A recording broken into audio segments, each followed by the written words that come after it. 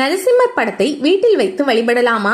மகாவிஷ்ணுவின் 4வது அவதாரம் நரசிம்ம அவதாரம் என்பது நாம் எல்லோரும் அறிந்த ஒன்று.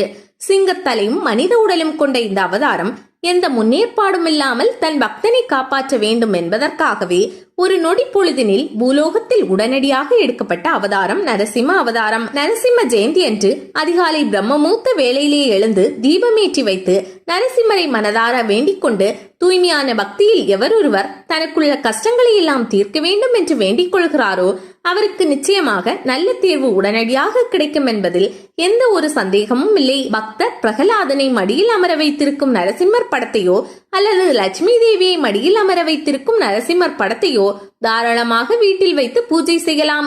நரசிம்மர் விஷ்ணுவின் அம்சம் என்பதால் இவருக்கு துளசி இலைகளால் அர்ச்சனை செய்யலாம். இது தவிர செவ்வரளி, சிகப்பு செம்பருத்தி போன்ற பூக்களை நரசிம்மருக்கு சமர்ப்பணம் செய்யலாம். நரசிம்ம ஜெயந்தி தினத்தன்று மாலை உங்களுடைய விரதத்தை நிறைவு செய்து கொள்ள வேண்டும் என்பது குறிப்பிடத்தக்கது. உங்களால் முடிந்த நைவேத்தியத்தை நரசிம்மருக்கு படைக்கலாம். அவரவர் உடல் சூழ்நிலைக்கு ஏற்ப விரதம் இருந்து நரசிம்ம ஜெயந்தி விரதத்தை சிறப்பாக நிறைவு செய்ய வேண்டும்.